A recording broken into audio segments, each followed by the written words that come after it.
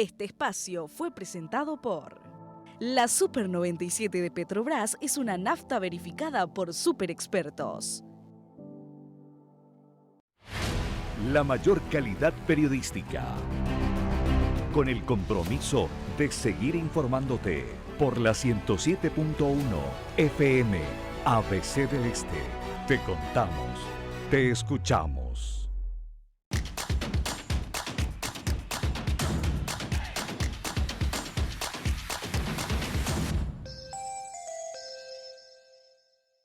Este programa es presentado por... Paga con QR desde tu celular. Usa la app de tu banco, financiera o cooperativa. QR Bancard. Es auspiciado por Personal Flow, conexión total. Con el apoyo de Fortaleza, nos une el futuro.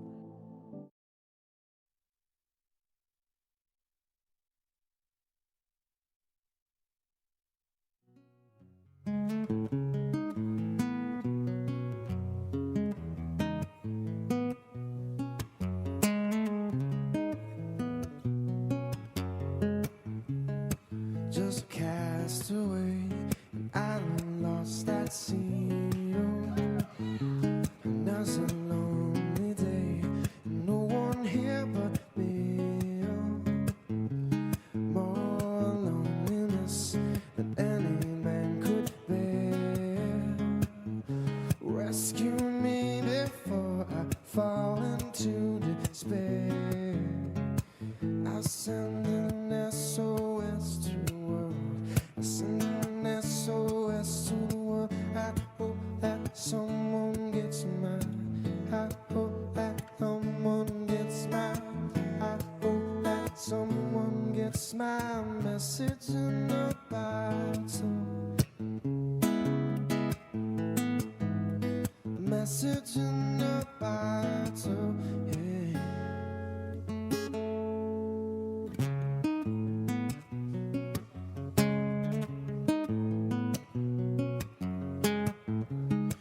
A year has passed since I wrote I know.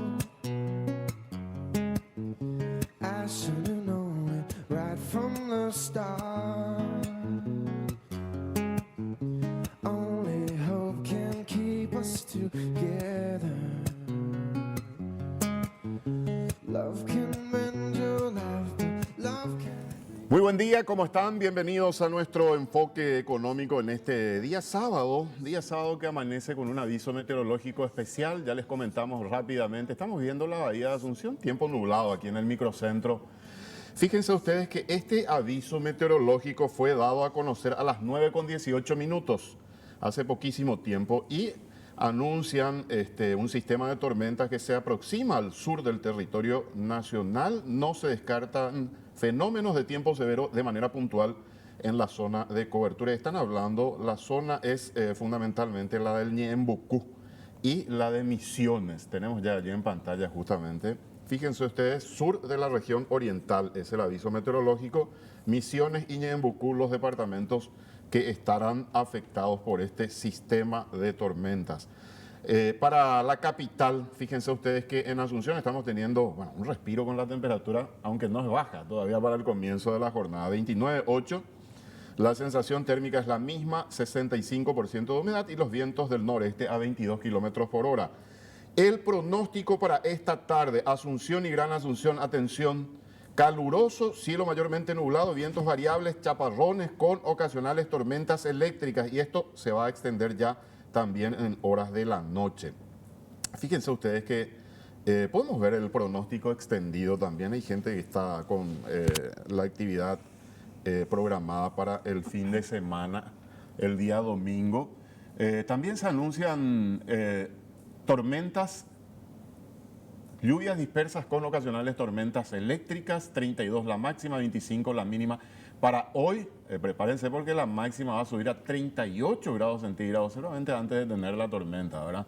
Lunes lluvioso, martes 13, también lluvioso, de acuerdo al pronóstico de la Dirección de Meteorología, y ya el miércoles 14 con vientos del sur y cielo parcialmente nublado. Las temperaturas elevadas prácticamente no van a desaparecer, excepto los días domingo y lunes. 31, 32 grados de máxima con 24 a 25 de mínima. Esto es lo que anuncia la Dirección de Meteorología. Buen día, señora Prince Otto, ¿cómo le va? Buenos días, Roberto Fabián Sosa Brites, ¿cómo estamos? Bien, súper bien. Caluroso, caliente, no sé cómo denominar esta temperatura, Y sí, pero la es temperatura sofocante. sumamente elevada, ¿verdad? La conversación obligada la que tenemos todos al saludarnos. Totalmente. Qué Y si calor tenés hace, gripe dicen. es peor. Bueno, yo estoy acá con no sé si es alergia, no sé si es el aire acondicionado de pasar de un ambiente frío a uno más caluroso, Eso es muy a salir chocante. al infierno cuando va afuera, porque realmente se siente como el horno al infierno. Así aquello, ¿no? es. Les Bueno. saludamos también, por supuesto, a la gente que nos sigue todos los sábados aquí por ABCTV en este caso. Hoy estamos solo en Solamente por ABCTV porque hay rally en ABC Cardinal, así es que gracias por la compañía. Y aquellos le que nos están mandamos, viendo. le mandamos un saludo muy especial a Manuel Ferreira, quien estaba enfermo, así que Que pronta se recupere recuperación prontamente. para él, así que seguramente lo tendremos ya el próximo sábado, Muchas como siempre. enfermedades respiratorias. Sí, es Prince, ¿eh? impresionante. Volvieron a reaparecer los virus y de Lo diferentes que cepas. pasa es que el doctor Sequeira decía, resulta que durante 2 años prácticamente no nos movimos, entonces no hubo mucha transmisión, y ahora que nos estamos moviendo, y fin de año que nos estamos moviendo mucho, entonces todos los bichos salieron de paseo. Así es, y a quien le toque, le toca.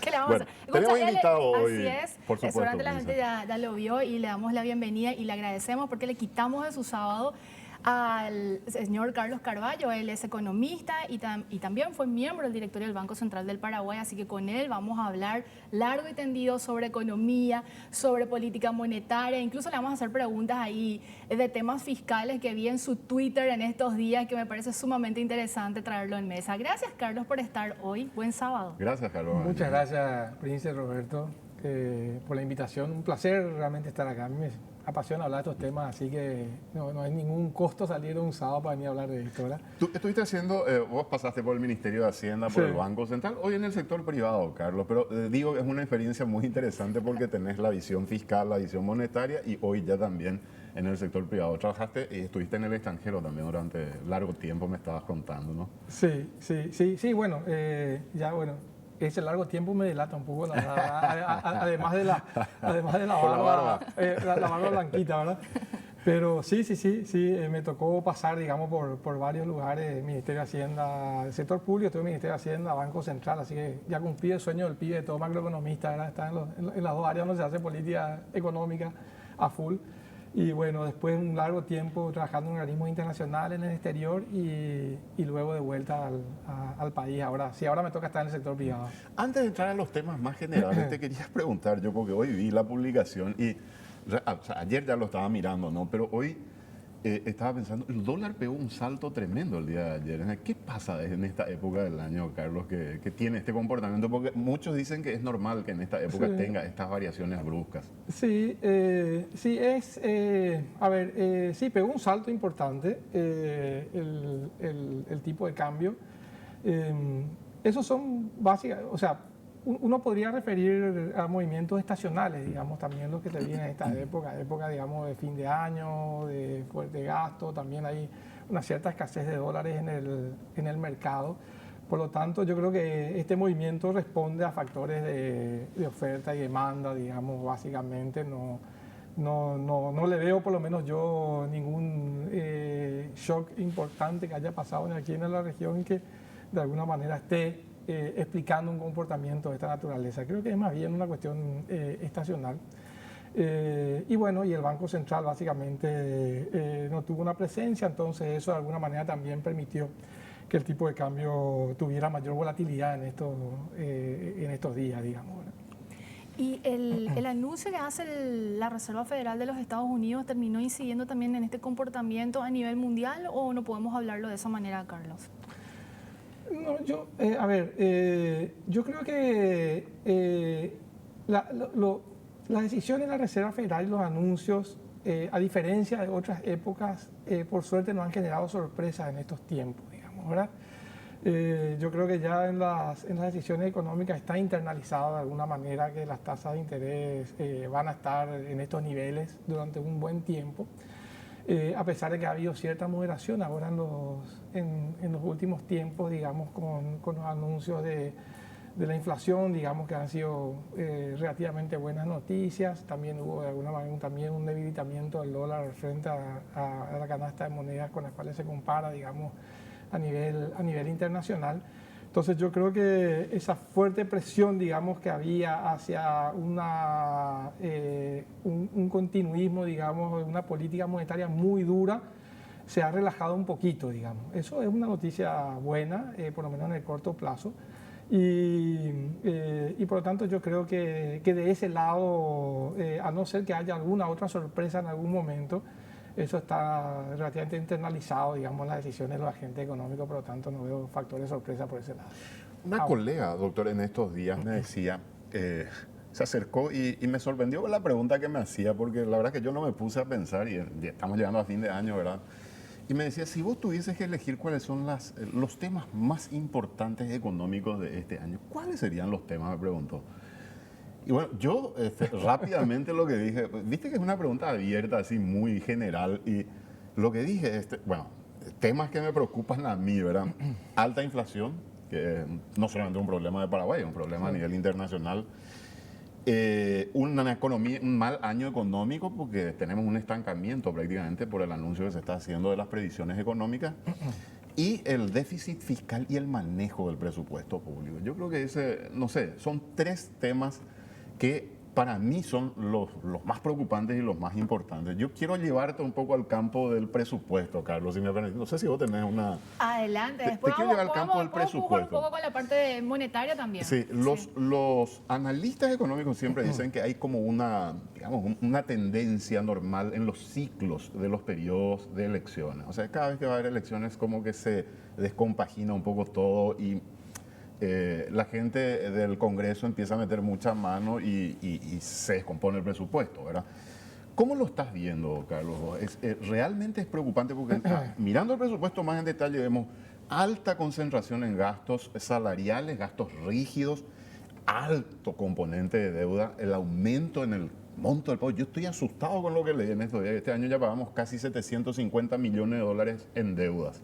En intereses. En intereses. Y la otra cuestión que me preocupa mucho también es, digamos, la baja, o sea, la expectativa de cómo vamos a caminar hacia las inversiones a futuro, porque el sistema de financiación prácticamente se está agotando. Sí, yo creo que el gran tema es el tema fiscal finalmente, ¿verdad? Porque el detonante de, uno puede hablar de política fiscal, política monetaria, etcétera, pero en la experiencia, en la historia económica de la región, digamos, en particular, el déficit fiscal está en el centro, digamos, de los problemas económicos que viven muchos de los países que nos rodean, digamos. Entonces, a mí me parece que el tema fiscal es un tema central de discusión y cómo abordar el tema fiscal. Y yo creo que ahí hay, vos tocaste muchísimos temas, ¿verdad? Sí. Yo lo separaría básicamente en dos aspectos, ¿verdad? Los aspectos de más corto plazo, más de la coyuntura fiscal, y tal vez los problemas después de carácter más estructural, digamos, ¿verdad? Que esos son problemas que se arrastran y que ya nos siguen, que nos están siguiendo durante muchísimos años. Los problemas de corto plazo yo comparto contigo, digamos, esto yo, para poner un ejemplo así de la medicina, digamos, una cosa es que te agarre COVID estando muy sano, digamos, siendo un atleta, etcétera. Otra cosa es que te agarre COVID encima de problemas cardíacos, que son fumador compulsivo, etcétera. Hipertensión, todo. Entonces esto es lo mismo, digamos, ¿verdad? El Congreso operando en momentos donde uno viene de una acumulación de equilibrios macroeconómicos, etcétera, puede generar un daño y todo lo demás, pero todo eso es reversible de alguna forma. Ahora, la irresponsabilidad política operando en un entorno donde se agotaron, digamos, los márgenes macroeconómicos, sí se vuelve una cuestión compleja, digamos, ¿verdad? Y que va a costar mucho más volver para atrás. Entonces, realmente la cuestión fiscal es una cuestión preocupante. ¿Pero estamos en ese límite o no, Carlos? Nosotros claramente estamos en nosotros agotamos todos los límites macroeconómicos, digamos, ¿verdad? O sea, la tarea ahora debiera ser pensar entre todos cómo vamos a recomponer, digamos, la holgura fiscal y monetaria para enfrentar eventuales shocks que se puedan venir en el futuro. Hoy en día eso no existe, digamos, ¿verdad? O sea, nosotros estamos al borde, si uno va, digamos, a ciertos indicadores, tenemos un déficit fiscal que está cerrando, digamos, por encima del 3%. O sea, ya no estamos cumpliendo, probablemente no vamos a cumplir, digamos, con la meta que nos habíamos puesto en el calendario de la convergencia fiscal. Entonces, eso no es bueno, digamos. Incumplir metas cuando se trata, digamos, de cuestiones como la política fiscal, no es una buena cosa. Cuando esas metas además se incumplen, digamos, por decisiones irresponsables del sistema político, es una peor noticia todavía, porque quiere decir que eso se puede repetir en el futuro de una forma permanente, digamos, ¿verdad? Por otro lado, la economía perdió capacidad de endeudarse. Nosotros tenemos una deuda, digamos, que está llegando al 40% del producto, que es una deuda extremadamente elevada o muy elevada, digamos, para una economía con la estructura económica y tributaria como la que nosotros tenemos. Y el ritmo de crecimiento. El ritmo de crecimiento, pero no solamente eso, nosotros solamente muy frecuentemente miramos el indicador de deuda sobre producto, sino nosotros miramos otros indicadores, digamos, que tienen que ver con la capacidad de pago de una economía, que son básicamente los servicios, la deuda sobre los ingresos tributarios y la deuda de la administración central sobre el ingreso de la administración central. Eso están por fuera ya de los umbrales establecidos para una economía como la nuestra. Entonces, ya las luces amarillas y rojas se están prendiendo, digamos, desde el punto de vista fiscal, y lo que hay que hacer ahí es empezar a ser responsables en ese sentido, digamos, ¿verdad?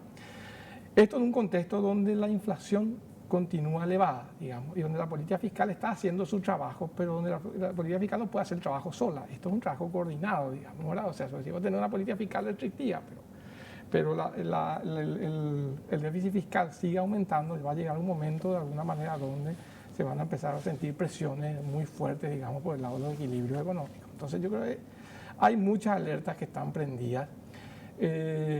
Y lo más preocupante que yo le veo, por lo menos, es que esto no es un tema que se debata. Estamos en plena campaña electoral. Uno diría, bueno, aquí es donde tienen que aflorar los debates de cómo vamos a enfrentar estos desafíos. Yo no veo ningún debate, ninguna naturaleza. Una cosa que no entiendo de la clase política, que todos dicen que van a ganar las elecciones próximas. Todos, absolutamente todos, internamente dentro de los partidos y movimientos, todos te dicen que van a ganar. Y hoy lo que están haciendo con la economía y el presupuesto es tan dañino. O sea, la verdad que no sé si piensan después cómo lo van a solucionar, o no les importa, evidentemente, cómo se va a solucionar. Y este año eso, ¿no? complicaron el escenario, Roberto Carlos, porque aumentaron las estimaciones de ingresos, que eso no se veía hace tiempo. De hecho, yo cubrí mucho tiempo, Sí, y vos, sí. Roberto, también. Y normalmente lo que hacen es reacomodar el componente del gasto, pero no el de los ingresos, porque si Hacienda luego le cuesta hacer estimaciones, y eso evidentemente no es seguro que llegue al 2023, agregar este componente de ampliar los ingresos, eso complica aún más las cuentas fiscales, Sí, Carlos. sin duda, totalmente. Yo particularmente, generalmente siempre mención a apelar, digamos, a la responsabilidad política. Después, con el tiempo, uno va aprendiendo, digamos, que los ciclos políticos son inevitables, digamos, ¿verdad? ¿Por qué? Porque el político se mueve, digamos, por incentivos diferentes a los que se mueve la técnica económica, digamos, o el aspecto conceptual de la economía. ¿Por qué? Porque, bueno, llegan las elecciones y el político lo que quiere es maximizar su función objetivo, que es captar votos, digamos, ¿verdad? Entonces, en ese contexto entra todo este aspecto de otorgar salarios, generar empleo público, etcétera, etcétera. Entonces, yo creo que la solución finalmente para estos casos, y nosotros nunca nos preocupamos mucho, pues somos una economía ordenada, entonces decíamos, esto nos van a desordenar, pero un poquito nomás. Resulta que ahora, como dijimos, ya no somos una economía enteramente ordenada como éramos en el pasado, y por lo tanto el daño que pueden ocasionar es muy grande. Yo creo que hay que empezar a discutir ya cuestiones que tienen que ver básicamente cómo blindar, así como se blindó al Banco Central de alguna forma, cómo blindar, digamos, el presupuesto público de los ciclos políticos. Digamos, hay varias cosas que se pueden Pero hacer. es muy difícil, Carlos.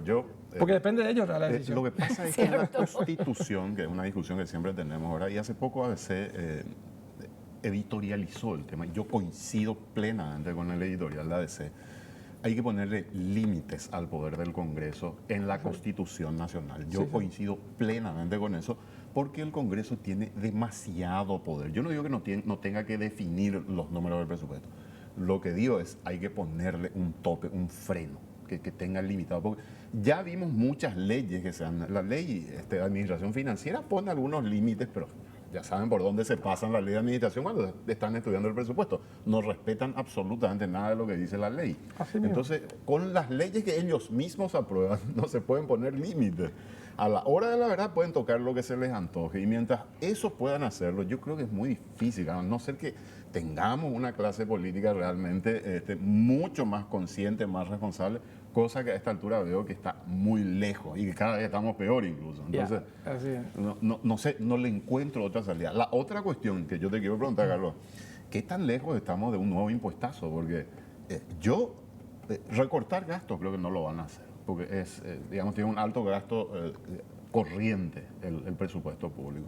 Entonces, a mí me late que la salida dentro de un corto plazo, cortísimo plazo incluso, va a ser un nuevo planteamiento, un paquete de reforma impositiva. Quiero agregar un componente más a lo que le preguntas a Carlos para justamente trasladarle nuevamente a él la pregunta. Cuando decís se viene un nuevo impuestazo para que la gente nos siga en este planteamiento, es lo siguiente. Recordemos que las cuentas fiscales vienen arrastrando ya luego un déficit muy, muy importante desde el año 2012 aproximadamente, ese descalzo, ese saldo rojo por el último aumento salarial importante que se había dado en ese entonces.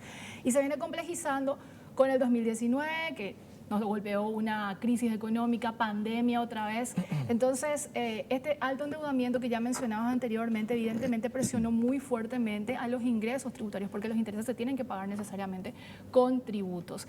Y el espacio que queda ya es casi nulo para hacer otro tipo de financiamiento. Y cuando hablamos de financiamiento, estamos hablando de inversiones, por ejemplo, o ampliar programas sociales. Entonces, no hay espacio. Y el modelo de financiamiento, y yo le agrego a lo que pregunta Roberto Carlos, el modelo de financiamiento se agotó para las finanzas públicas. Se tendría que pensar en otro tipo de formato o de funcionamiento para seguir financiando las finanzas públicas. Las obras públicas, ¿no? Sí, a ver, yo ahí y voy a comenzar de atrás para adelante para responder la pregunta de Roberto y la de Prince. Yo lo que creo es que el mundo va a enfrentar un escenario mucho más complejo en los próximos años. El mundo, digo, porque de la pandemia salimos todos igual. Como decía, hablamos la otra vez con Prince, llamamos en el programa de ella. Todo lo que se hizo para enfrentar la pandemia, digamos, fue poner los motores a todo volumen. O sea, se llevó al margen todo lo que cada economía tenía, digamos, como espacio para hacer política fiscal, monetaria contracíclica y transferencia de ingresos, digamos, a empresas y a familias.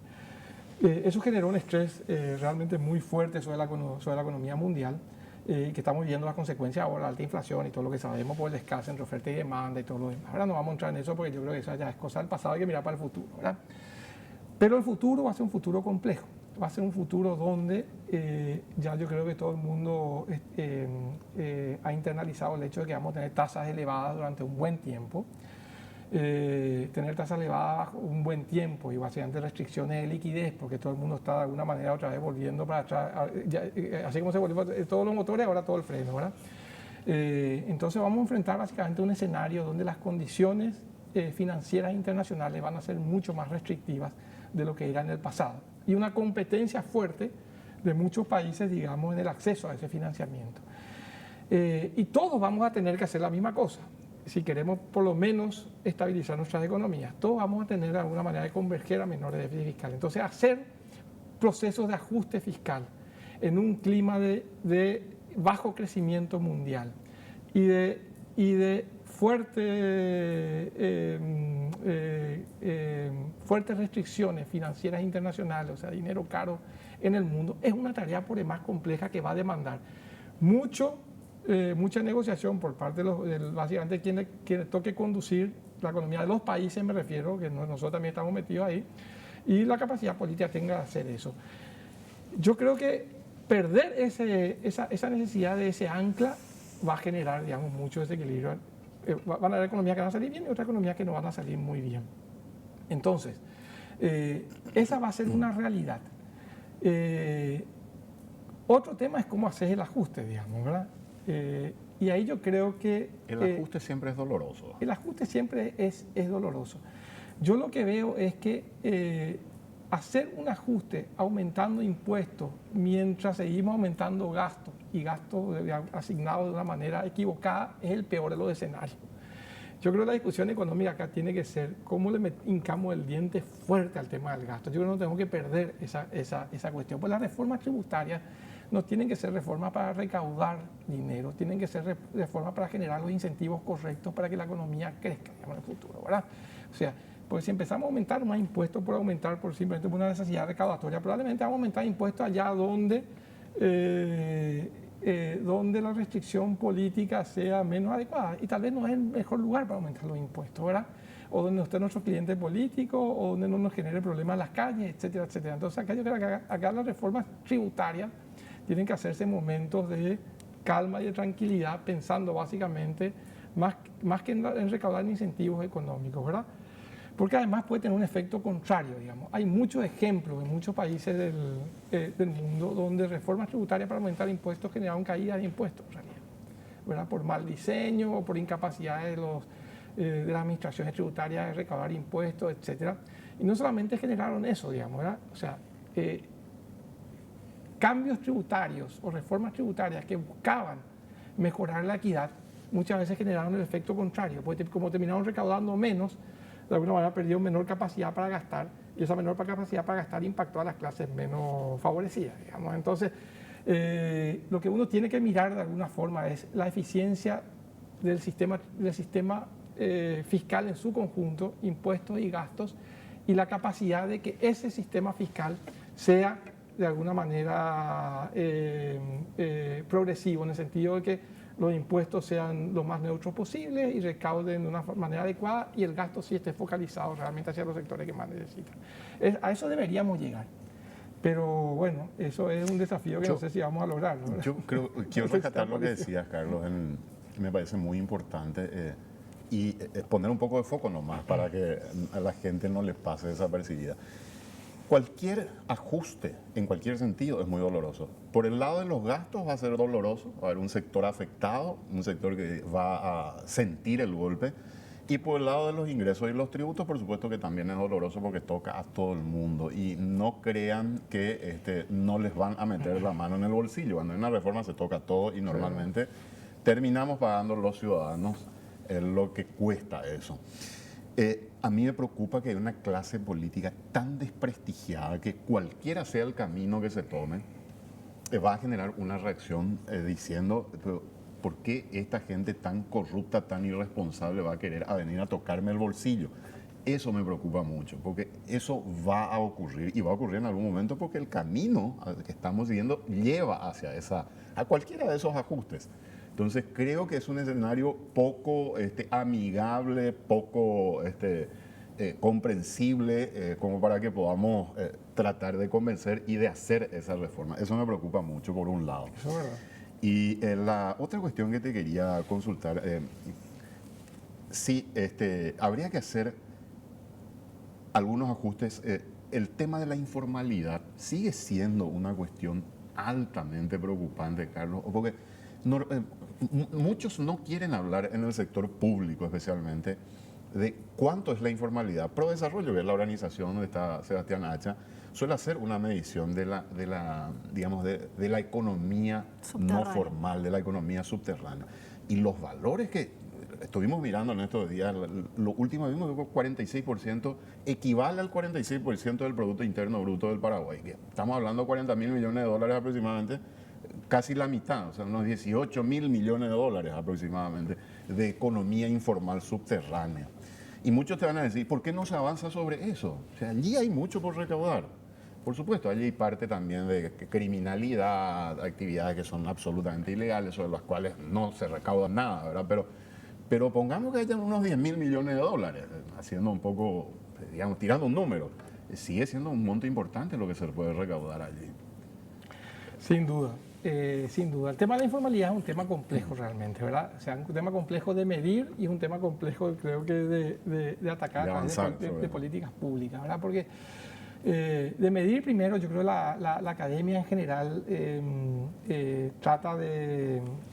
hay muchas mediciones sobre el tema de la informalidad, pero esas mediciones siempre se advierte, son mediciones de alguna manera estimativas. Estimativas, poco rigurosas, pues se hace a través de métodos indirectos, ¿verdad? Claro, claramente para medir algo que uno no conoce. Entonces yo creo que yo respeto mucho las mediciones, pero trato de general de no decir cuánto es la informalidad, porque en realidad es un tema, pero es muy grande, eso ya sabemos, ¿verdad?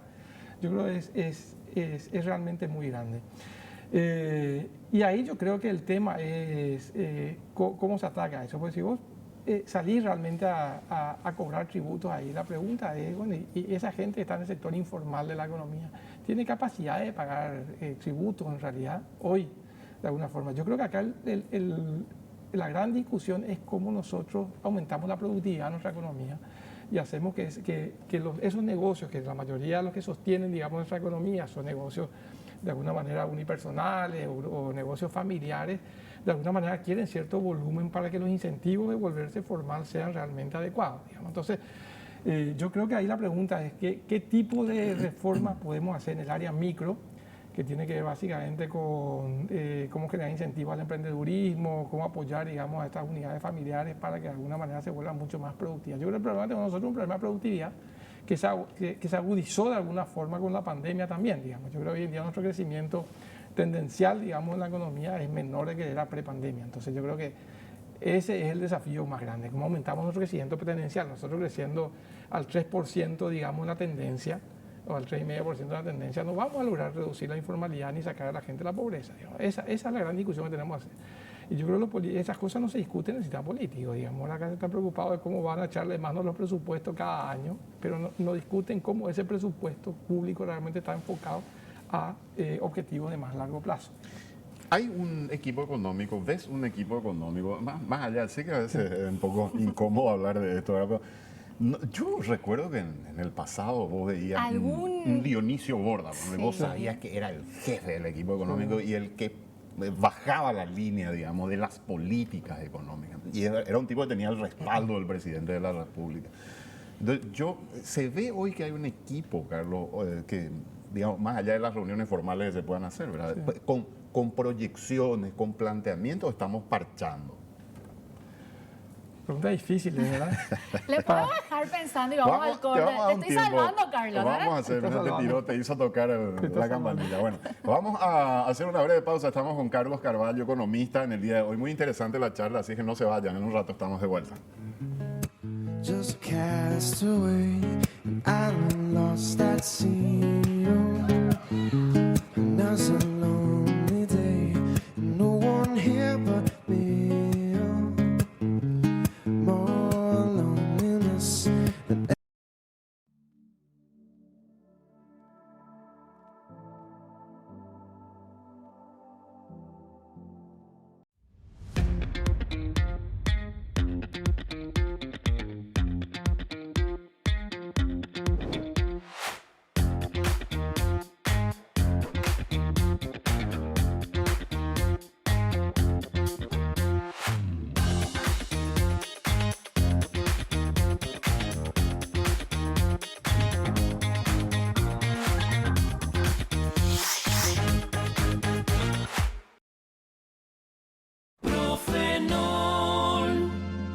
Se acabó el dolor de cabeza, se acabó el dolor muscular, se acabó el dolor de muelas.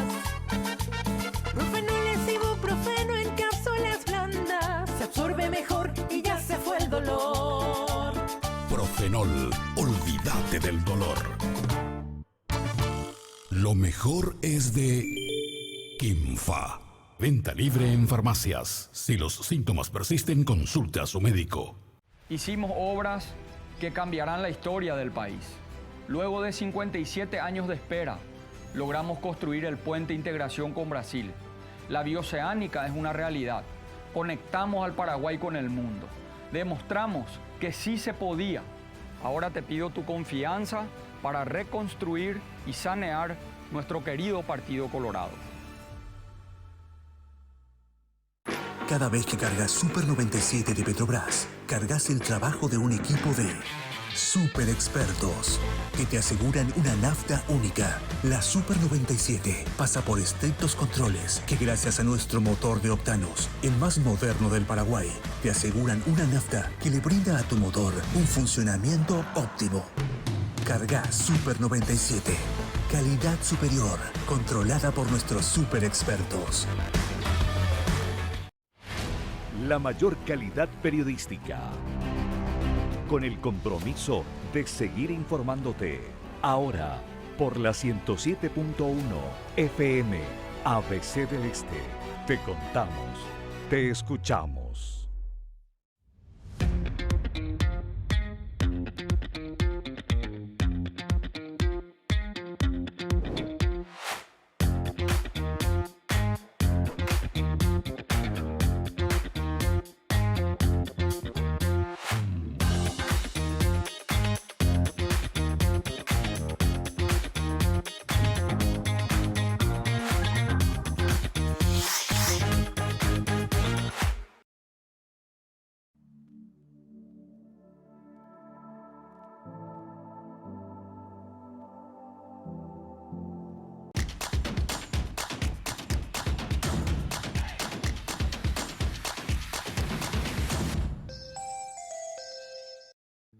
Cast away, and I lost that seal. Another lonely day, and no one here but me. More loneliness than any man could bear. Rescue me before I fall into despair.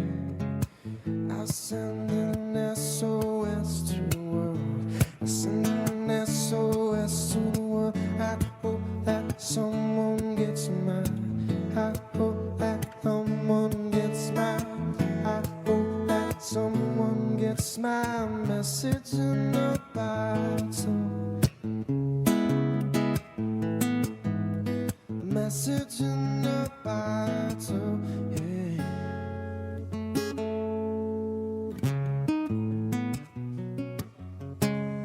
Bueno, seguimos aquí en nuestro enfoque económico, acompañados hoy de nuestro invitado Carlos Carvalho, economista.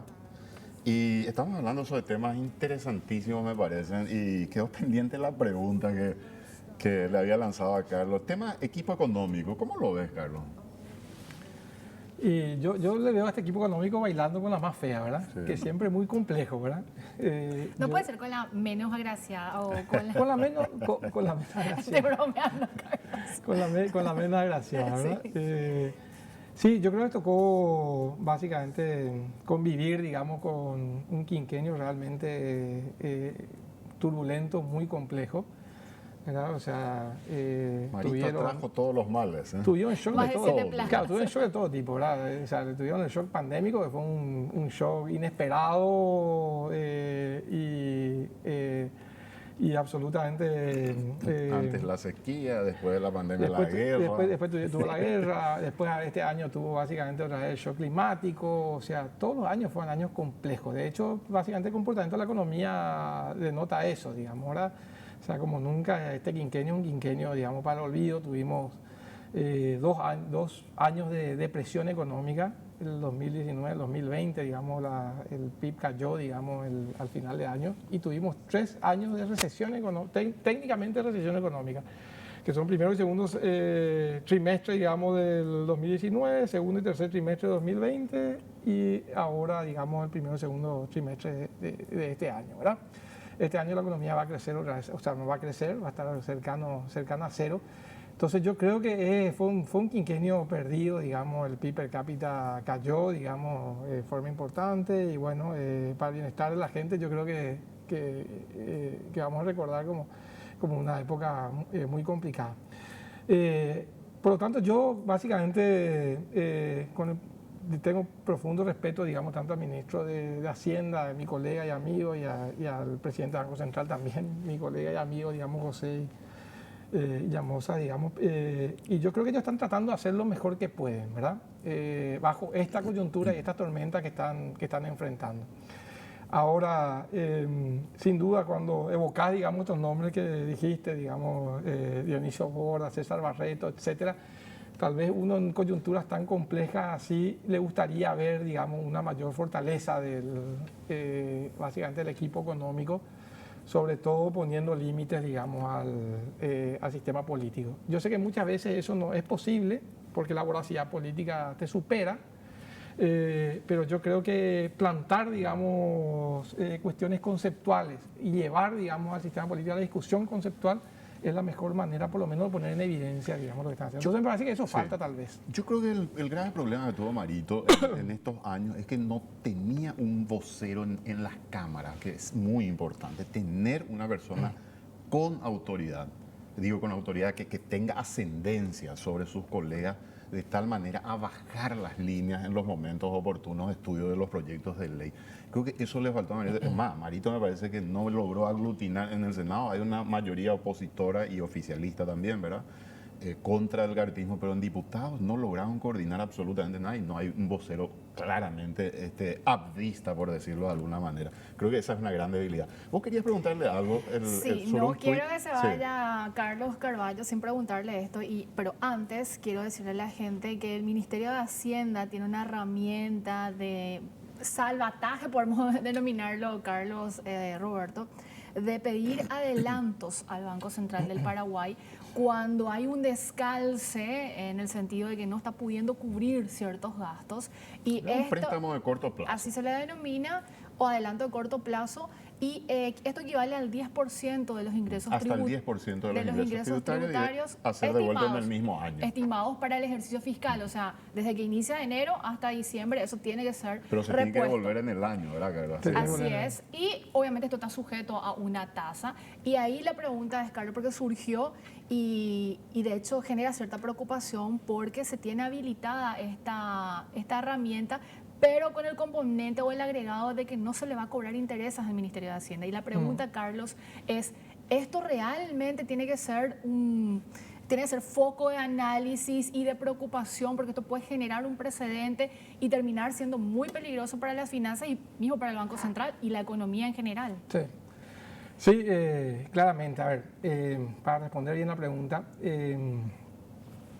hay países donde se lleva, digamos, a niveles realmente muy profundos el tema de la autonomía de los bancos centrales. Y en esos países el Ministerio de Hacienda no le puede pedir, de hecho, prestado al Banco Central. A mí me preocupa mucho cuando el fisco se va a tocar la puerta de los bancos centrales. Para mí eso ya lo vi en la región, en muchos países, y ese es un motivo de problema. Porque una vez que te abra la puerta, después ¿cómo haces para cerrarle, digamos, la puerta? Entonces, a mí me preocupa mucho eso. Digamos. Ahora, en este caso, en el caso particular de nuestro país, la Constitución Nacional prohíbe que el Banco Central le preste al Ministerio de Hacienda, con excepción de los préstamos de corto plazo y en emergencia económica. Eso es lo que dice la Constitución Nacional. La Carta Orgánica del Banco Central lo que te dice entonces es, se le puede prestar al Ministerio de Hacienda hasta 10% de los ingresos tributarios, es decir, le pone un límite, un tope, digamos, al préstamo, y bajo ciertas condiciones de mercado, es decir, tiene que cobrar la tasa promedio de interés del mercado, digamos, la tasa de mercado promedio. Y ahora, con la ley de presupuesto, aparentemente se metió esta norma, la cual se puede pedir a interés cero. Por eso yo en el Twitter ponía de alguna manera que este es un problema conceptual. El problema conceptual, ¿cuál es? El problema conceptual es que, de alguna manera, el hecho de que el Banco Central le pase dinero al Ministerio de Hacienda y monetice el déficit fiscal es el comienzo de casi todos los males, digamos, en un momento donde la inflación es muy alta.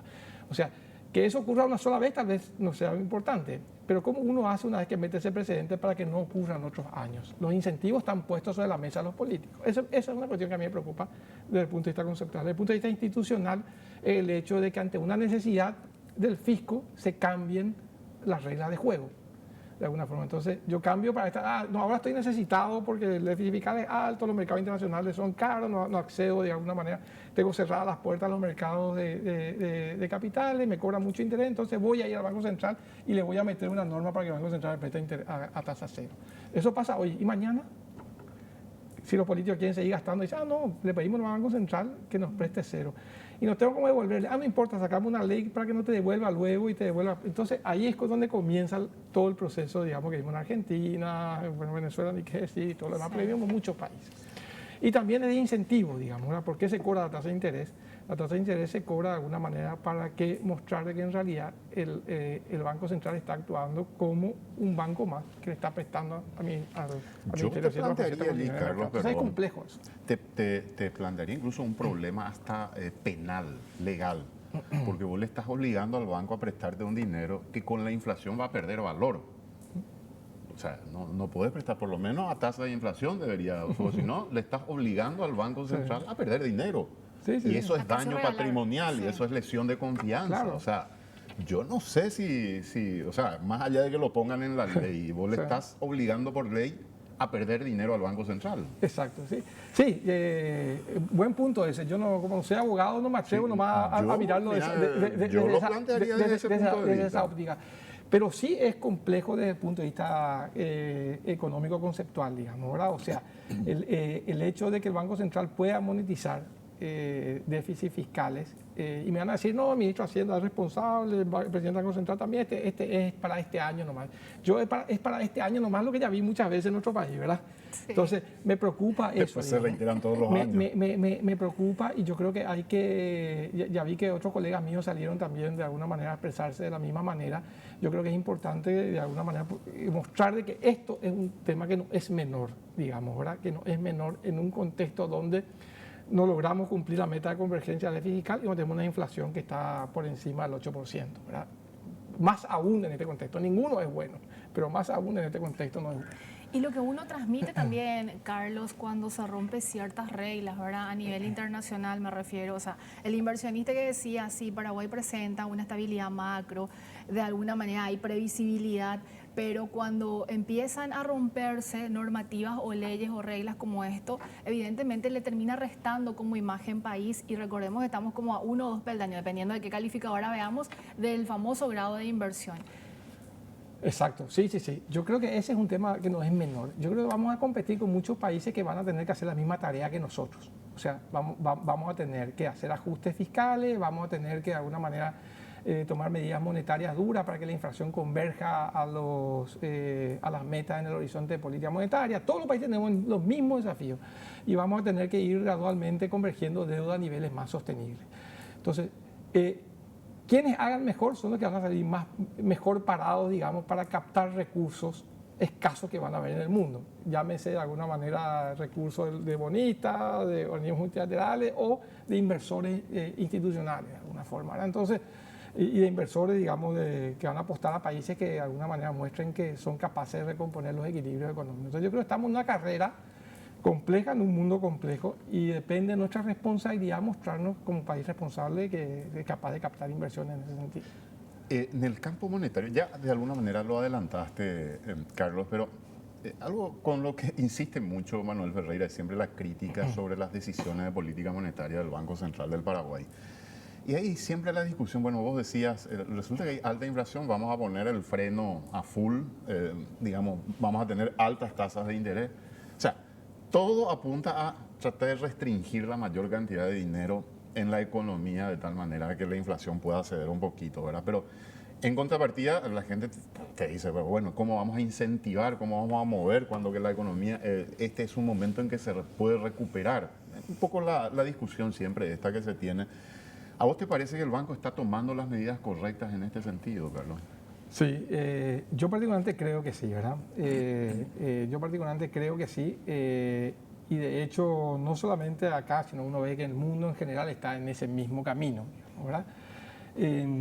¿Qué fue lo que sucedió acá, Roberto, para entender un poquito? Es más, yo creo que el Banco Central fue en la dirección correcta. Mi única, tal vez, discrepancia es básicamente en cuanto al timing y la intensidad.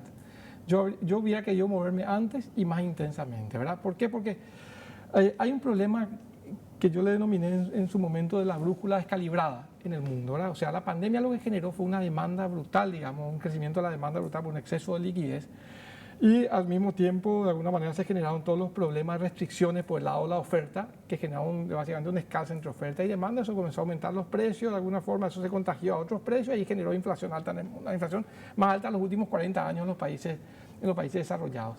¿Cuál fue el mensaje inicial? El mensaje inicial es esta una inflación transitoria, que de alguna manera está generada por factores exógenos y por lo tanto esto va a pasar en algún momento. De hecho, el mensaje de la FED era nosotros vamos a llegar máximo hasta 2,75 con nuestra tasa de política monetaria, o sea, que ellos llaman de otra manera,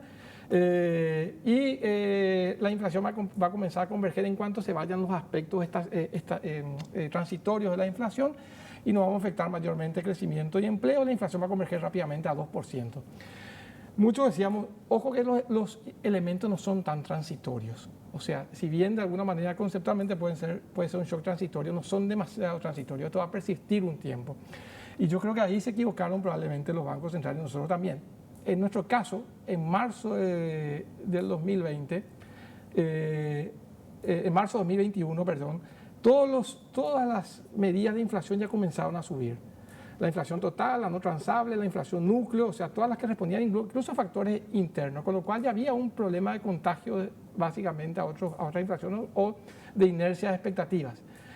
Y recién en agosto se tomó la primera decisión de subir la tasa de política monetaria, 25 puntos básicos. Recién en noviembre se corrigió, comenzó a subirse un poco más rápidamente. En enero se corrigió el exceso de liquidez, eso se puede ver por la diferencia entre la tasa interbancaria y la tasa de política monetaria. Y recién en abril la política monetaria se volvió contractiva. ¿Qué pasó en ese tiempo? En ese tiempo la inflación aumentó fuertemente en todos sus niveles. Y aumentó no solamente porque estaba impactada por los fenómenos exógenos, digamos, el aumento del precio de los commodities, de los combustibles, sino que aumentó en todo el nivel. La inflación no transable subía. La inflación no transable responde a factores internos solamente. La inflación núcleo subió. La X1, que de alguna manera están excluidos los factores estacionales de frutas y verduras. O sea, ya había un contagio de expectativas. Y ahí sí, la política monetaria y nuestro instrumento, que es la tasa de política monetaria, tiene como el canal de transmisión más eficaz el canal de las expectativas. Por lo tanto, subir la tasa de política monetaria era una necesidad imperiosa, digamos. Yo lo hubiera hecho antes y lo hubiera hecho más intenso al comienzo. Pero no importa, yo creo que estuvo bien y la comunicación también después estuvo bien, de alguna manera. Los países que no hicieron eso se desanclaron bastante. Y yo creo que todavía la inflación sigue siendo un problema porque en el horizonte de política monetaria todavía no convergimos a la inflación meta y hay una medida que se llama el índice de difusión de la inflación que continúa todavía por encima de los valores históricos. ¿Vos no crees que porque están pronosticando acercarse al rango meta para el año que viene, sí, desde el Banco Central, vos crees que no vamos a llegar a ese nivel, que va a ser menos, que va a seguir un poco alta la inflación? No, yo creo que estamos convergiendo y que vamos a converger porque tomamos las medidas adecuadas, digamos. En algún momento todo este efecto transitorio, digamos, de los precios internacionales va a empezar a ceder. De hecho, ya está cediendo ahora, ¿verdad? Yo creo que la inflación va a ir convergiendo. Si uno mira, de hecho, las expectativas de los agentes económicos que el Banco Central de alguna manera pregunta, digamos, al mercado, la gente decía, yo no te creo que el horizonte de política monetaria, que es el horizonte que a nosotros nos interesa para tomar decisiones de política monetaria hoy, yo no te creo que en el horizonte de política monetaria tu inflación sea 4% como la que vos me decís que va a ser 4,5. Bueno, eso ya es ahora 4,3. Es decir, la gente está empezando a creer que el Banco Central tomó las medidas correctas, está empezando a converger. La inflación va a converger. El año que viene va a estar más alta de la meta. Eso yo creo que sí, seguro. Pero yo creo que para el 2024 ya va a mostrar dentro de la meta. A mí me parece que el principal problema acá, y ahí yo discrepo un poquito con algunos colegas, yo creo que el principal problema acá no es la tasa de interés. La tasa de interés alta es una consecuencia de los desequilibrios que generamos en el pasado con la pandemia, y eso es un problema en el mundo. O sea, nosotros no podemos salirnos de esa realidad. Entonces, necesitamos de alguna manera tomar esas medidas de política monetaria. Acá yo creo que el principal problema es la inflación. ¿Por qué? Porque la inflación es la que afecta a los sectores menos favorecidos. Y las tasas de interés no iban a aumentar en el futuro porque nosotros levantamos la tasa de interés real. Iban a aumentar porque la inflación es más alta. Acuérdate que la tasa de interés que no se cobra, la tasa de interés nominal, o sea que es tasa de interés real más inflación. O sea, iba a tener una expectativa de inflación elevada en el futuro. Hoy ya van a aumentar las tasas de interés en el mercado, con las consecuencias además sumamente regresivas que tiene el hecho de tener una inflación alta. O sea, yo creo que era una decisión necesaria, dolorosa, pero necesaria. Y me parece que el error sería hoy pensar que el fenómeno inflacionario está superado. Yo creo que estamos por buen camino, está convergiendo todo lo demás. Pero hoy todavía no está superado ni aquí ni en el mundo. Por eso es que van a permanecer las tasas un tiempo todavía. Las expectativas sobre crecimiento económico sí son buenas. ¿Podemos dejar picando esa pregunta, Roberto? Porque me dicen que tenemos 2 cortes y... Sí, pero nos dan. ¿Sí? Yo le pido a Carlos que nos tenga paciencia con esa pregunta y que pueda quedarse un poquitito más con nosotros. Otra cuestión que le quiero preguntar, que es de coyuntura también. Así que ¿Te podés quedar con nosotros, Carlos? Te invitamos al almuerzo. Vamos a hablar, Roberto. No le puedo decir que no. sin Qué problema. gusto. Vamos a la pausa. Estamos con Carlos Carvalho, hoy economista, compartiendo un poco reflexiones sobre diferentes aspectos. Y a la vuelta de la pausa, yo tengo otra pregunta que le quiero hacer. También tengo varias. Sé que le va a interesar mucho a la gente. Así que quédense, por favor, que en un ratito estamos de vuelta. I hope that someone gets mine. I hope that someone gets mine. I hope that someone gets my message in a bottle. Message in a bottle.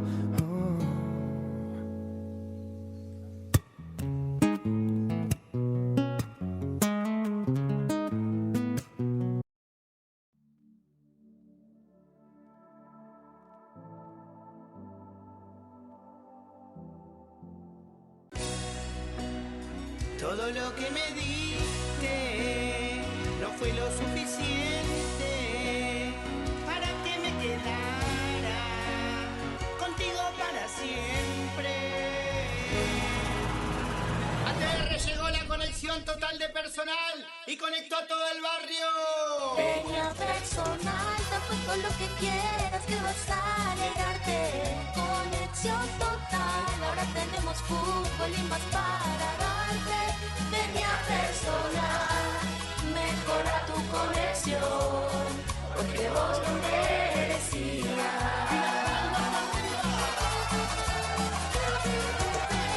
Personal Flow, conéctate conmigo, conexión total. Paraguay nunca ganó una elección, pero eso está a punto de cambiar. Prepárate porque vamos a ganar. Quienes todavía creemos que es posible un mejor Paraguay. Quienes nunca fuimos cómplices. Quienes creemos que la justicia no tiene que tener dueño. Quienes creemos que nos merecemos mejor educación, mejor salud y más seguridad. Quienes creemos que un Paraguay serio, sin corrupción y moderno es posible. Vamos a ganar.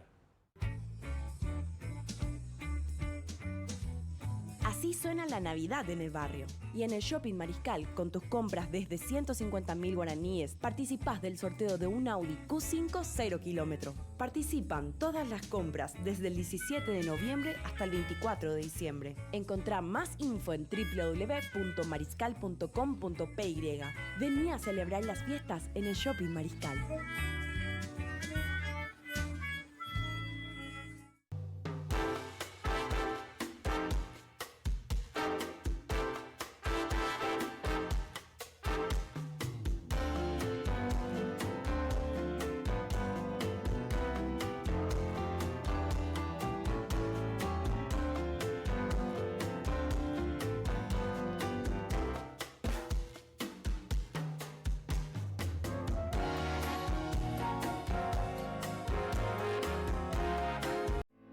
Tu diario de los domingos viene más grande, más entretenimiento, más análisis, más investigación, más páginas.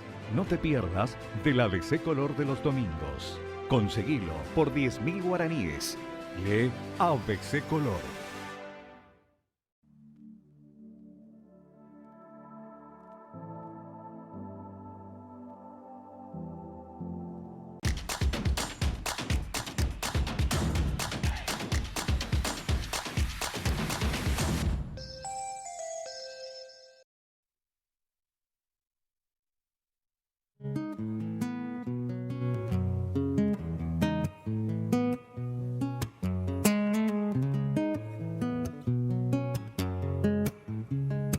Just a castaway, and I lost that sea. And there's a lonely day, and no one here but me. More loneliness than any man could bear. Rescue me before I fall into despair. I send an SOS to the world. I send an SOS to the world. I hope that someone gets mine. I hope that someone gets mine. I hope that someone gets my message in a bottle.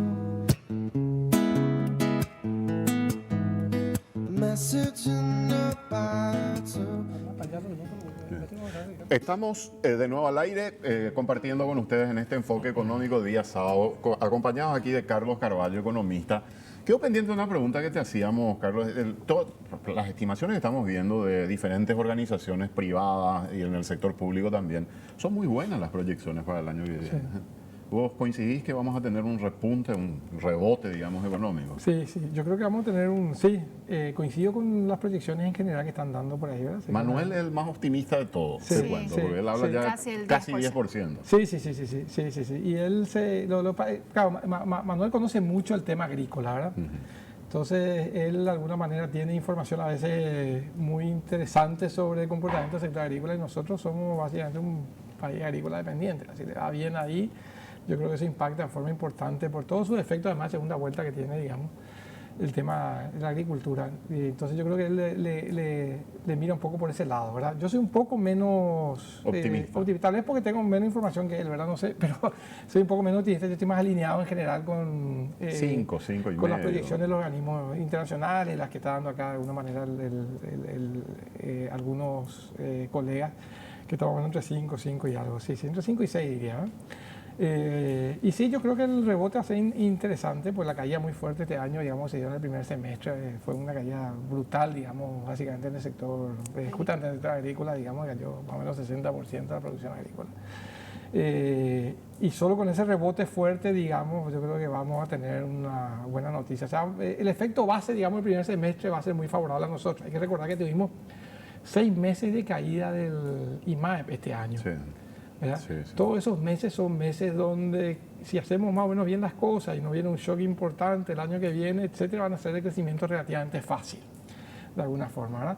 Entonces sí, yo comparto en general ese optimismo respecto al año que viene. Me preocupa más el mediano plazo, largo plazo, ¿verdad? Me preocupa más justamente lo que hablábamos de cómo afectar, digamos, el crecimiento tendencial de nuestra economía, que ese sí yo creo que... Ahí me das pie para preguntarte lo que te quería preguntar, que te decía antes, porque pensando en el mediano plazo, ¿verdad? Y después en el largo plazo, estamos a una semana prácticamente de las internas partidarias para las elecciones presidenciales. ¿Cómo viste o escuchaste, pudiste leer, ver algo, Carlos, de propuestas de los diferentes grupos? Yo digo, gane Efraín Burr o cualquiera las internas, o gane Santi Peña o Vince en el Partido Colorado y en los demás partidos, Clides, qué sé yo. ¿Pudiste ver, apreciar, se sabe qué proponen o qué cambiaría, digamos que? Porque yo no vi mucho, ¿no? Yo tampoco no vi en realidad nada que por lo menos me diera alguna señal. Una pista hacia dónde vamos a caminar. De que hacia dónde vamos a caminar. Vi cuestiones muy generales, digamos, pero una discusión fuerte, digamos. De hecho, no hubieron debates relevantes, digamos, entre los candidatos. A mí me gustaría conocer realmente los equipos económicos por detrás de los candidatos, porque eso sí me va a permitir formarme una opinión mucho más clara. Pues, los candidatos muchas veces no manejan tampoco las cuestiones económicas, por lo menos más profundas, y acá sí vamos a tener que enfrentar una coyuntura compleja, ¿verdad? Yo creo que solamente un candidato explicitó, digamos, quién sería el jefe de su equipo económico, pero no he visto eso en general en otros candidatos. Entonces me preocupa, no tengo idea para dónde van a ir, ¿verdad? Y hay cosas demasiado importantes que van a enfrentar en el próximo gobierno, ¿verdad? Yo en una presentación que hice hace poco le puse la aventura extrema de ser el próximo presidente del Paraguay, digamos, ¿verdad? Porque los desafíos que van a enfrentar son gigantes. Sí, pues justamente era el siguiente paso que quería dar contigo, Carlos, que ¿cuáles son? O sea, pues tiene que haber medidas rápidas, digamos, porque el gobierno que ingresa va a tener que corregir una serie de cosas y tiene que actuar rápidamente. Además, creo que el momento oportuno para corregir rumbo es cuando se inicia una administración, me parece. Y empujar reformas estructurales también. Y las reformas estructurales son las que siempre le demandamos a los candidatos que son electos, ¿verdad? En general, porque damos por descontado la estabilidad económica. Claro. El gran problema que tiene el próximo gobierno es que ahora va a tener que enfrentar, no puede dar por descontada la estabilidad económica, sino que va a tener que hacer desafíos importantes allí. Y también va a tener que enfrentar las reformas estructurales que a medida que pasa el tiempo y no se hace nada, se vuelven inclusive mucho más complicadas, digamos, ¿verdad? De enfrentar y hacer. Y hay un montón de cosas para hacer, digamos, ¿verdad? Un montón de cosas. Si quieren después podemos hablar de ese tema, pero Pues yo creo que por el lado fiscal, por el lado monetario tenés cosas para hacer, por el lado fiscal tenés cosas para hacer, por el lado de la seguridad social tenés cosas para hacer, educación, salud, todo lo que sabemos ya, ¿no? ¿Qué sería lo más importante? Yo, por ejemplo, me decís que lo más importante es caja fiscal, me preocupa, por ejemplo. Caja fiscal es urgente. Caja fiscal Una bomba de urgente. tiempo. Hay que hincarle el diente de raíz a eso. El problema es que llegamos a un nivel, digamos, de deterioro tan grande en ese tema, y no solamente me refiero a caja fiscal, ¿verdad? Me refiero al tema previsional. En general. En general, en su conjunto. Llegamos ya a un problema tan grande que yo creo que no admitimos más reformas parche.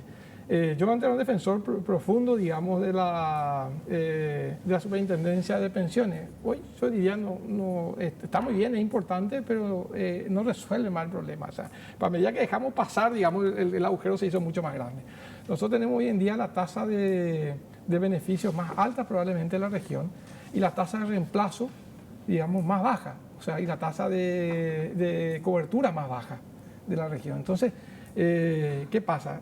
Tenemos gente que se está jubilando prácticamente con el total de su salario y con menos de 60 años de edad en muchos sectores de la economía, y hay gente que se muere, digamos, por no trabajar o trabaja hasta morir, digamos, financiando ese adefesio. Entonces, es un tema que necesariamente nos tiene que llevar a una discusión profunda de cómo vamos a hacer una reforma previsional. Hoy en día tenemos un sistema totalmente fragmentado, ineficiente, un agujero terrible. O sea, la caja fiscal en los próximos 4 años se queda sin reserva. ¿Y qué vamos a hacer ahí? ¿Quién va a pagar eso? ¿Van a pagar las generaciones presentes con mayor impuesto o la generación futura con más deuda? No sé. Entonces, son temas que hay que discutir. Y después están las cuestiones más coyunturales también, fiscales y monetarias, que hay que decidir, digamos. ¿Cuáles serían otros puntos así críticos, urgentes, el gobierno que entra va a tener que afrontar? Y yo creo que ahí básicamente vamos a tener que, el próximo gobierno va a tener que comprometerse definitivamente con un proceso de convergencia fiscal. Va a tener que decirnos, y ojalá sea rápido, va a tener que decirnos cuánto tiempo va a llegar al 1% de la ley de responsabilidad fiscal, y eso tiene que ser no más allá de los próximos 2 años, máximo 2 años, básicamente. Y va a tener que plantear probablemente un proyecto de reforma del gasto público. Yo creo que sería muy importante eso al comienzo del gobierno, porque va a tener que tener apoyo político para hacer ese tipo de cuestiones. Pero son cuestiones ineludibles. Uno dice, bueno, siempre repiten la misma cosa, pero es que hay que hacer, ¿verdad? Necesariamente. O lo hacemos o nos van a obligar. La realidad nos va a obligar a hacerlo. Y yo diría, ojalá que logremos convencer, digo, a la sociedad civil, en general, la gente que opina sobre estos temas, a la clase política, que es necesario tomar ciertas decisiones que lo alejen a ellos de las decisiones técnicas. Porque ¿qué pasa acá? Acá hay un problema conceptual, me parece a mí, ¿no? La asignación de recursos es una asignación política, ¿ya? O sea, a qué sector le asignar recursos es lo que la ciudadanía vota en cada elección, digamos, ¿verdad? O sea, el candidato básicamente propone, yo voy a asignarle más recursos a este sector, a este otro sector, etc. Esa es una decisión política que está bien que tome el Congreso. Ahora, el tamaño del presupuesto, la cuestión fiscal en su conjunto, es una cuestión técnica, ¿verdad? Porque, o sea, nosotros no podemos tener déficit fiscal de 3,5, 4% del producto todo el tiempo. Nos vamos a fundir, nos vamos a ir al mazo, vamos a tener inflación como la Argentina.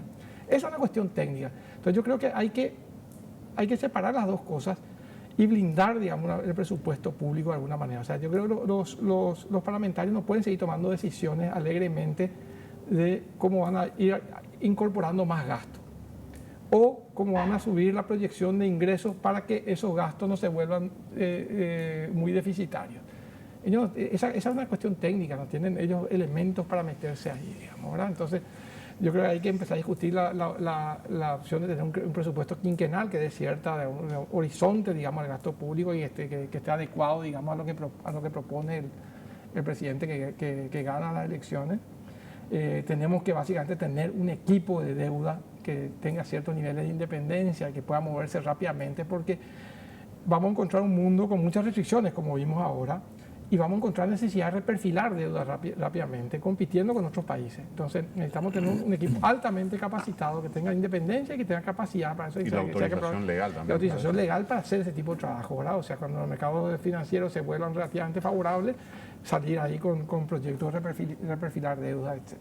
¿Y qué hacemos con las inversiones de momento, Carlos, se apunta o el próximo gobierno tiene que apuntar a hacer acuerdos con el sector privado, tipo APP, otros instrumentos al respecto? Y yo creo que hay que convocar al sector privado sin duda. O sea, el sector público no puede solo, menos en esta coyuntura, digamos, ¿verdad? Entonces, me parece que todos esos instrumentos que son interesantes y que tal vez se cometieron ciertos errores ahí y todo lo demás, hay que corregirlo y convocar, pero sobre todo hay que convocar al sector privado en general sobre la base de mostrar que nosotros somos un país serio de alguna forma y que los incentivos van a ser correctos y que nosotros no vamos a transigir, digamos, en el proceso de lograr nuevos equilibrios económicos en el futuro. Yo creo que con eso y ante el tumulto que va a haber en el mundo en general, porque hoy en día muchos países tienen que hacer lo que nosotros tenemos que hacer, pero tienen que hacerlo probablemente dentro de un clima ideológico mucho más convulsionado que el nuestro. Entonces la voluntad para hacer ese trabajo yo creo que va a ser menor para en nuestro país. Ojalá que en el nuestro ese apetito político sea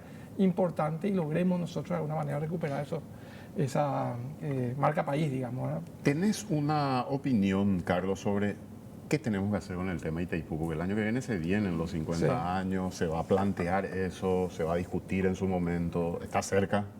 ¿Tienes una opinión o no te metes allí? No, yo creo que es un tema demasiado trascendente como para no meterse, ¿verdad? Tal vez tengo mis limitaciones, digamos, porque no es un tema que en particular yo me haya metido, estudiado. Pero es un tema importante para el país, pero digamos. Yo creo que es demasiado importante. Es uno de los grandes temas que va a enfrentar el próximo gobierno probablemente, ¿verdad? Yo creo que ahí lo que hay que, lo que sí yo diría es ir diseñando, independientemente de cómo salgamos la negociación, que ojalá salgamos bien, van a ser recursos que van a venir a nuestra economía. Entonces yo creo que ahí lo que tenemos que discutir, el tema que yo me atrevo a meter, digamos, el tema de Itaipú, es cómo de alguna manera nosotros blindamos esos recursos, ¿verdad? Yo creo que ahí tenemos que formar una comisión que esté de alguna forma amparado por el Ministerio de Hacienda, donde esté liderado por notables, y que esas personas sean las encargadas de alguna manera de proponer hacia dónde asignar los recursos de Itaipú y blindar lo que no se pueda llevar, no se pueda meter en otra cosa, ¿verdad? Y yo creo que debe ser a las reformas de salud, a las reformas de educación, etcétera, ¿verdad? Pero inclusive dentro de salud y educación, ¿dónde van a ir de alguna forma, ¿verdad? Entonces, yo creo que esa tiene que ser otra reforma importante. Dejar en manos del sistema político la decisión de dónde asignar los recursos de Itaipú me parece algo extremadamente peligroso. Porque lo de Itaipú va a ser como, en economía hay una cosa que se llama la enfermedad holandesa. La enfermedad holandesa es básicamente cuando uno descubre un recurso natural altamente rentable, de alguna forma, y bueno, comienzan a llegar todos los recursos, de alguna forma se comienza a apreciar el tipo de cambio real, la economía comienza a asignar más los recursos y ahí genera más problemas que beneficios, ¿verdad? Entonces yo creo que este tema es como encontrar un bien, digamos, una reserva natural y que tenemos que decidir cómo asignarlo correctamente, ¿verdad? Los incentivos políticos son los peores para manejar este tipo de recursos. Entonces yo por eso decía, esto tenemos que tratar de blindar de alguna forma. De alguna forma, no sé cómo, porque ellos van a hacer otra vez lo que van a decir, ¿verdad? Y puede pasar lo que pasó un poco con los países de alguna manera que son países petroleros tercermundistas, caso Venezuela, digamos, ¿verdad? Venezuela hoy en día se quedó sin ningún tipo de producción más allá del tema petróleo, digamos. ¿Y por qué? Porque eso lo manejaban discrecionalmente los políticos en general. Entonces, Itaipú creo que es demasiado importante, es una fuente de recursos fantástica que puede apuntar a nuestro desarrollo, pero a su vez me preocupa. ¿Se puede pensar en la figura de un fondo de estabilización con esos recursos, Carlos? Sí. O parte al menos con... Podemos pensar, pero nosotros no somos productores de petróleo. Yo creo que llamarlo fondo de estabilización no tanto. Yo lo llamaría fondo estructural o algo así, digamos, ¿verdad? O sea, un fondo que de alguna forma tenga una asignación específica y que no esté manejado por políticos, que esté manejado por notables, digamos, ¿verdad? O sea, me gustaría tener gente de primer nivel en temas educativos, en temas de salud, en temas económicos, etcétera, metidos ahí con empoderamiento, con margen de decisión, etcétera, y que ellos nos digan de alguna manera hacia dónde asignar los recursos. Tal vez mi aspiración es demasiado naif, pero yo creo que esos fondos son demasiado importantes, van a ser una oportunidad única para nuestro país y me gustaría de alguna manera que le demos un destino adecuado. Sí. Tenemos que lamentablemente despedirle. Carlos, te agradecemos mucho por la visita, muy interesante la charla. Sí. Cuando gusten, ¿Querés un agregar placer. algo, una reflexión, invitarnos a almorzar? No sé. Pasa. Sí, no, gracias. No, invitarlo a almorzar con mucho gusto. No es broma. Pero bueno, muchísimas gracias por la invitación. Me sentí muy cómodo realmente conversando con ustedes, así que bueno, a las órdenes para cuando Ya guste, ¿verdad? te volveremos a invitar. Muchísimas gracias. Nosotros Seguridad. vamos a hacer una breve pausa. Carlos Carvalho, hoy con nosotros aquí, economista, ex funcionario de autoridad del Ministerio de Hacienda. ¿Estuviste en el año? Estuve en el año más duro, estuve del 96 al 2001, al 2000. ¿Y en el 96 al Banco 2000. Central del 2015 En al el Banco 2020? Central del 2015 al 2020. sí, Perfecto. Y sector privado, por supuesto, hoy en día. Sector privado y antes en el medio organismo internacional, ¿verdad? Entonces estuve más o menos en todos lados. ¿verdad? Gracias, Carlos. Nosotros hacemos una breve pausa y enseguida estamos de vuelta.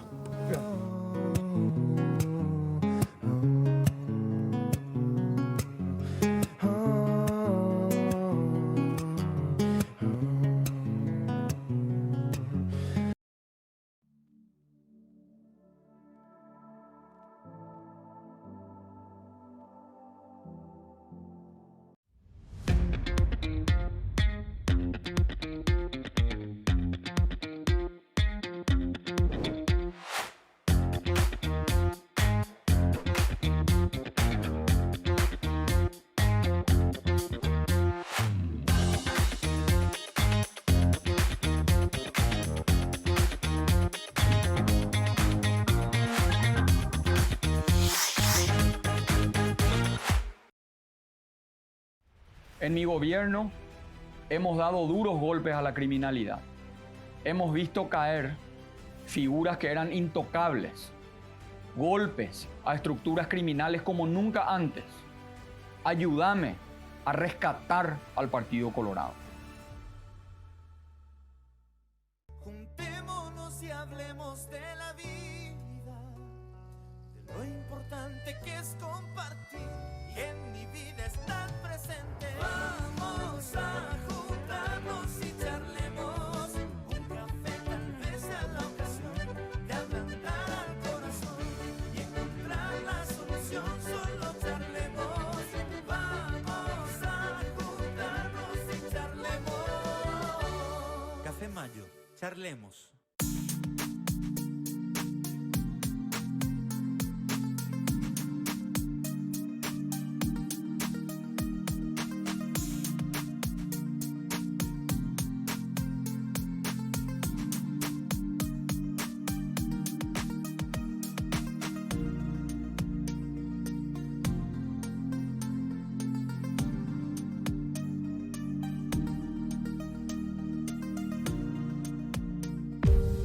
Paraguay nunca ganó una elección, pero eso está a punto de cambiar. Prepárate porque vamos a ganar. Quienes todavía creemos que es posible un mejor Paraguay. Quienes nunca fuimos cómplices. Quienes creemos que la justicia no tiene que tener dueño. Quienes creemos que nos merecemos mejor educación, mejor salud y más seguridad. Quienes creemos que un Paraguay serio, sin corrupción y moderno es posible, vamos a ganar.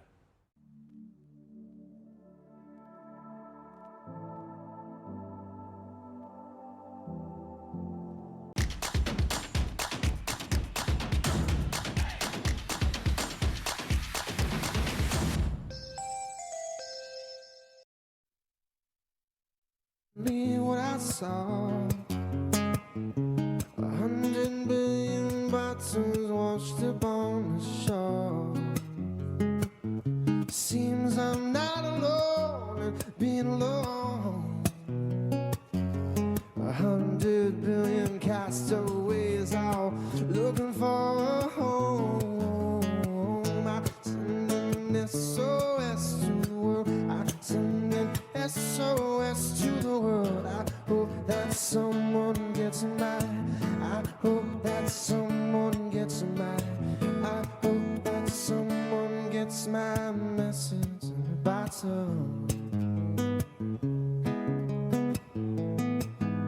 Message in a bottle. Hey.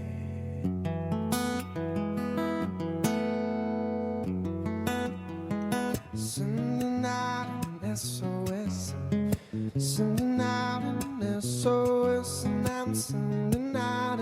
SOS. You know I'm sending out an SOS. Sending out an SOS. Sending out an SOS. Sending out an SOS.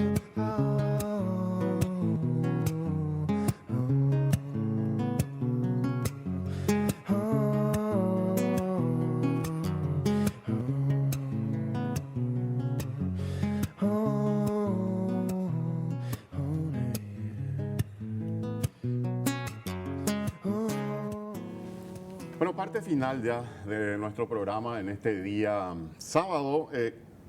Prince, yo ayer tuve la oportunidad de hacer un trámite al mediodía, en la hora de más calor. Impresionante. Te juro Roberto. que era un infierno, era un horno la ciudad, aquí en el microcentro, ahí en el microcentro cerca del Panteón. Y esta mañana estuvimos haciendo un seguimiento, viendo que mucha gente está esperando colectivo. Entonces nos preguntamos, ¿qué hay? ¿Hay alguna regulada? ¿Está pasando algo?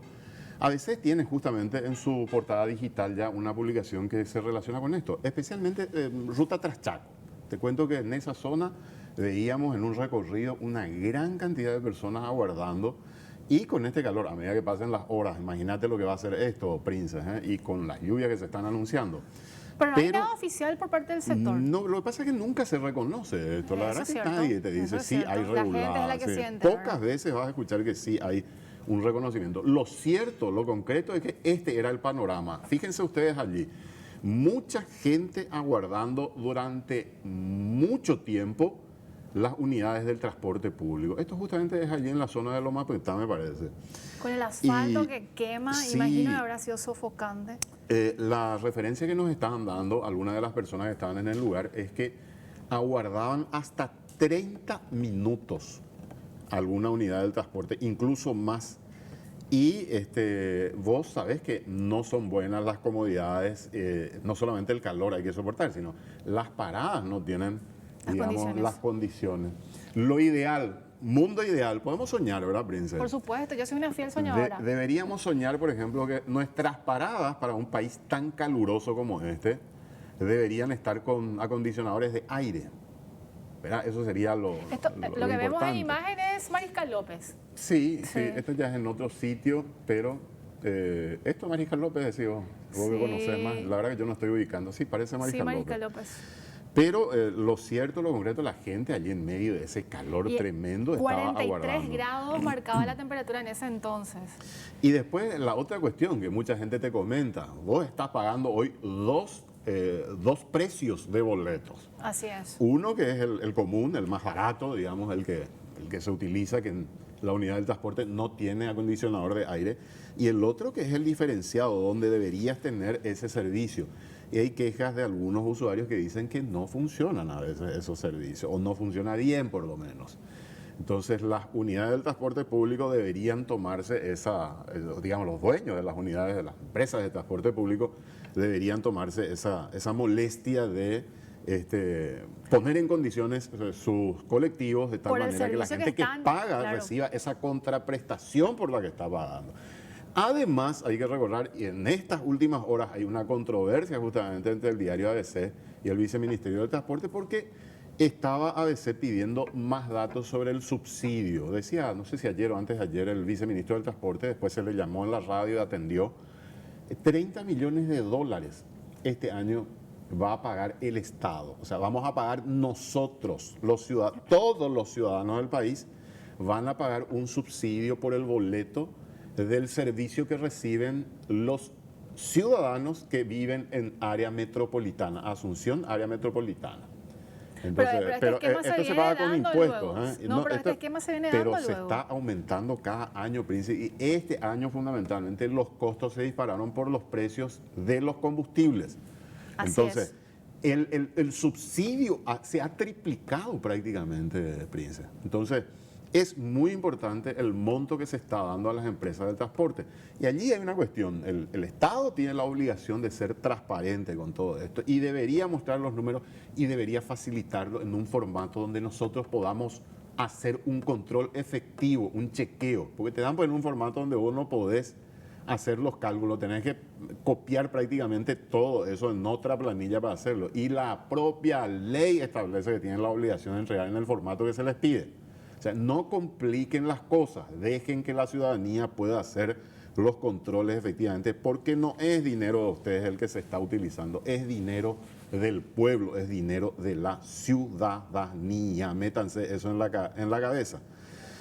Bueno, Prince, perdón, no, la perorata. Vos tenías otro tema también de esta semana. Sí, nos quedan 2 minutitos, ¿no?, para ir cerrando ya el programa de hoy. Salió una nueva ley, de hecho ya lo había aprobado el Congreso y lo dio a conocer o promulgó el Poder Ejecutivo ayer, la ley número 7021/22 de suministro y contrataciones públicas. Recordarás que esta ley, Roberto Audiencia, formaba parte del importante paquete de normativas que había presentado el Poder Ejecutivo, y estábamos hablando de compras públicas, que viene a ser justamente esta normativa. Es un proyecto importante. Así es, la carrera del servicio civil, que está cajoneado aún, y otro tipo de reformas que se estaban impulsando justamente desde el gobierno. Y finalmente lo promulgó el Poder Ejecutivo y se espera que el decreto reglamentario esté en unos 120 días, o al menos la vigencia e implementación de esta normativa plenamente ya para el 2023. Sería aproximadamente en el bimestre del año 2023. Fíjate, Prince, lo importante de esta ley, porque estamos hablando de el Estado hace compras y hace contrataciones por valor de 3.000 a 4.000 millones de dólares. Así es. Por año. O sea, yo hago vamos a maluquear un poquito, vamos a hacer un cálculo simple, ¿verdad? Si hay coimas en las contrataciones y en las compras públicas, suponete que sean 3.000 millones de dólares, un 10% sobre eso son 300 millones de dólares. Uno se para a veces sobre la avenida Mariscal López en las esquinas importantes y ve cruzar una cantidad impresionante de vehículos, pero altamente lujosos, y uno dice, cantidad de gente tiene plata acá en este país. Sí. Pero mira después los números y el porcentaje de población que gana salario mínimo, menos de salario mínimo, es altísimo. Los niveles de pobreza siguen siendo elevados. Totalmente. Entonces, algo no cierra. Y te paras a veces en algunas instituciones públicas y ves llegar a algunos funcionarios de tercera o cuarta categoría en vehículos recontra lujosos y se te prende alguna sospecha, ¿verdad? Pero es una ley importante y ojalá ayude a transparentar todo lo que hace el Estado en materia de contrataciones y de compras públicas. Tenemos que irnos. Quiero agregar más y 3 segundos. Ya hablaba con el director de Contrataciones Públicas, Pablo Seitz, en estos días, y me decía que hay una incorporación muy importante, la trazabilidad, o sea, van a tratar de informatizar todo el esquema de compras públicas y licitaciones, y otro componente, que la reserva de mercado se extiende del 10% al 20% para las pequeñas y medianas empresas. Así que yo creo que es una muy buena noticia y que se implemente, y obviamente que esto vaya en mejora de la calidad del gasto. Bueno, y nosotros tenemos que irnos ya. Gracias por la compañía. Por supuesto, el próximo sábado estaremos de nuevo por aquí.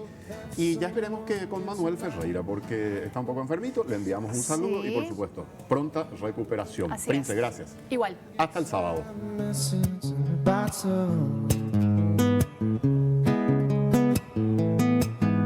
Message in a bottle, hey.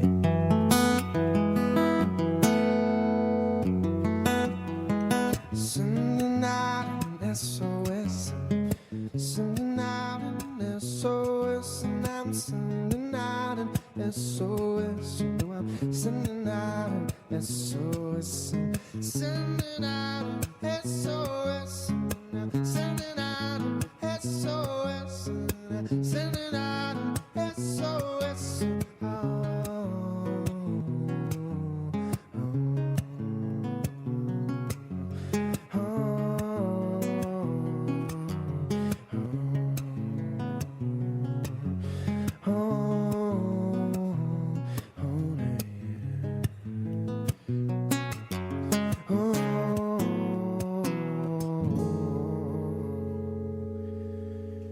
Thank you.